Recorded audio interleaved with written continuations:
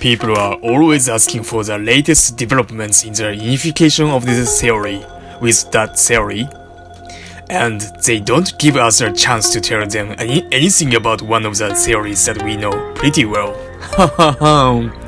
They always want to know the things that we don't know, so rather than confound you with a lot of half-cooked, partially analyzed theories, I'd like to tell you about the subject that has been very thoroughly analyzed. I love this area of the physics and I think it's wonderful. Richard Feynman, QED, The Strange Theory of the Light and Matter, Chapter 1. People say to me, why do you study particle physics? If I'm sitting on an airplane and the person next to me learns that I'm a physicist, after their initial gut reaction they want to know what we get out of this. What's the reason for studying particle physics? And I think that they are thinking about technology. That's what scientists are famous for. What has come out of this particle physics research that affects our everyday lives? I could list some things. Particle physics is a bit of the esoteric field. We are really trying to look at the microscopic object. And many times these objects are so disconnected from the ordinary, everyday world that it's a little bit hard to point your finger at some specific application. There have been a lot of medical technologies that make direct use of what we learned about particle physics. From radiation therapies, proton beam therapies, to imagining of the human brain with the antimatter, PET, yes, positron emitting tomography, am I correct?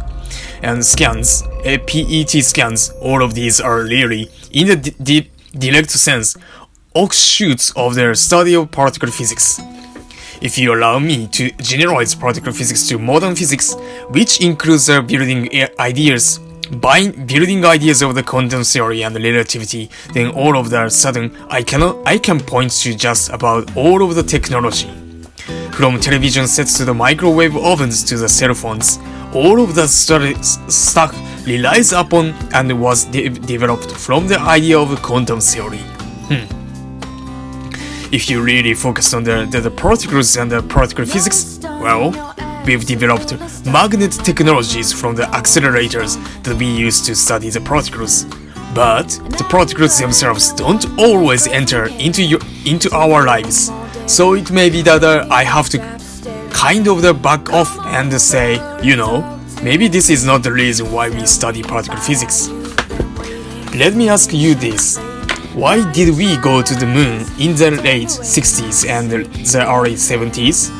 When people ask NASA what was the point of going to the moon, there are many different answers that they can give. And every now and again, you hear them say, well, gosh, the space program helped us develop Tang and Teflon. Alright, that's a nice idea, and I'm grateful when I'm camping that we have the Tang, but it's really not the reason to me at all for why we went to the moon. As you can imagine, there are much deeper, more profound reasons. Now, you can think about spin-offs in another sense. The space program teaches us about astronomy, it teaches us about materials, it teaches us about geology. In a similar way, particle physics can spin off. What we learn when we are studying particle physics is a mathematical description of how particles works together, interact and form more complex structures. If you generalize that idea, you realize that you can apply it to something other than the fundamental building blocks. A biologist might take the same mathematical structures and apply them where your building blocks are now cells. We can understand how our organism built out of the cells functions in the terms of the theory, which is really the same theory, the same mathematical framework as the particle physics have developed. This has happened over and over again. In history, all of science is tied together. There is no branch of the science that's completely disconnected from particle physics, nor is a particle physics completely disconnected from particle physics, nor is particle physics completely disconnected from geography, astronomy, or chemistry. It is all tied together. So one can talk about applications in the scientific or intellectual sense, and sometimes it's even theory applied. We have discovered the particles of nature in the particle physics, exotic particle with a crazy name like muons and neutrinos, and we have begun using those, for example, as astronomical tools. We can use them to look at a distant object in a way that we were never able to before. We are going to learn about that in this course.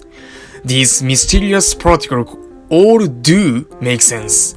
There is a simple picture that you can have in your mind of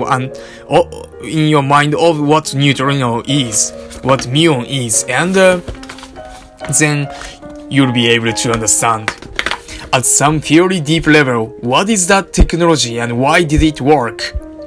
So there are still spin-offs in some abstract sense, but I think we can motivate studying particle physics at a level that's really not even about applications. It's not about applying the technology or about applying it to other fields. It is our innate human curiosity about the world. Exactly. We are puzzle solvers. I think it's genetic. If you go back a million years and there is some cave people, I can imagine one cave person watches a rock tumbling down the cliff and saying, rocks fall in a parabolic arcs. The next time rock is bouncing towards me and I know which way to step so it doesn't whack me in the head. Ha ha ha. And the one who wasn't curious gets locked in the head and dies. Evolution, right? I mean, one could imagine that curiosity is here for a reason. It's innate, right? We want to know what the world is made of. At least I do, and the science you are watching this course, probably you do too. I'm sorry. Since you are watching this course, probably you do too. What are those building blocks and can we understand them? It's the same kind of the appeal of the crossword or jigsaw puzzle, except this one is real. It's not artificial. The world has provided us with this puzzle and we want to know how we put it together, how we solve these mysteries of nature. I think there is another level, which for me is, I don't know, some kind of personal satisfaction. So when I look at the rainbow, it's a beautiful phenomenon. Some would even say it's a magical and understands the use of that word. I feel that way when I look at the rainbow. I feel that it's magical and I love it. I will point it out to my friends. Hey look, there is a rainbow, right? And we all enjoy it. However, I think I get a deeper satisfaction from my understanding of the rainbow as a physical phenomenon. I know what's going on. There is a little water droplets in the rain. The sunshine is reflecting internally, and I understand enough about optics to know why the color appear in the direction that they appear at the angle that it appears. And that doesn't take away any of the magic for me. It adds to the pleasure and experience of this physical phenomenon because even though it is magical and mysterious, it also makes sense.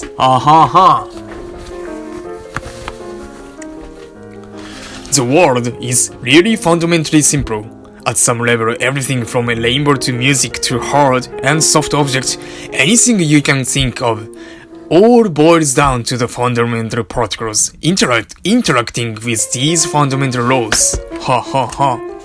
Okay, alright. It's not about the facts themselves. It's about putting together those facts into a framework. Wow. Particle physics is in many ways regarded as the most fundamental. It's also for that reason the most abstract of any sciences. If you are a reductionist and you are trying to understand complex phenomena, they are interesting in their own right. A biologist trying to understand the human body is doing something very useful and very fascinating. The human body in all its complexity is great sense. To me, it's a little overwhelming. I am a simpleton. Physicists go for the simple underlying truths, and particle physicists really try to get to the very bottom as best we can. Now, I don't want to argue that we are done. I don't want to argue that today we know what the bottom level is.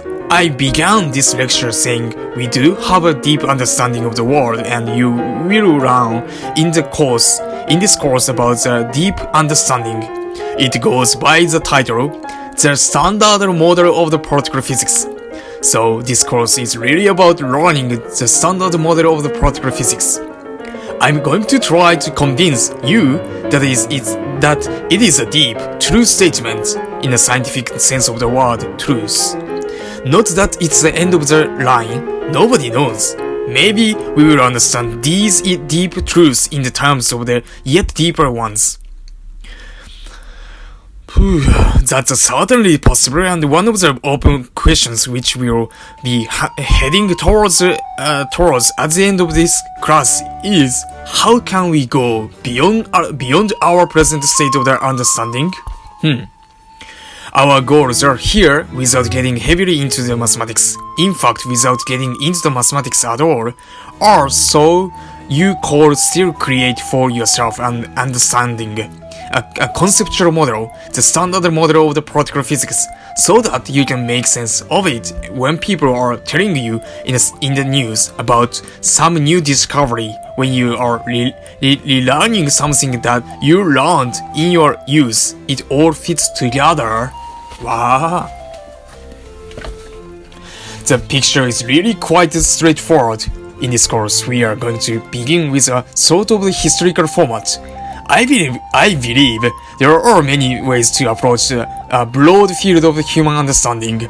I think that it's nice to look back at the historical evolution of these ideas. Some of these ideas are pretty wild, some of them are pretty abstract. Some of these stuff will feel a little bit like a heavy going, and when that happens, we are going to just pause and look at the people who discovered it and experiment that they did, which convinced them of these facts of nature. We are going to be looking at the progression of the human thought, which has reached a truly spectacular level. This is very accurate. This is very quantitative physics, which allow you to make calculations and predictions to design new apparatus. So, we are going to be following the historical path, but not entirely. From time to time, there is a mystery that appears in the 1930s that we've solved today, and I'm certainly not going to leave you hanging. I want the story to begin to form coherent whole right from the start. So we will be processing along fitting all the idea into the standard model of the particle physics. As I said, you do not have to be a physicist. In fact, I don't expect that anybody knows any particle physics, nuclear physics. You don't even really have to know what an atom is, except for some vague memories from your youth. Particle physics is a big field of knowledge.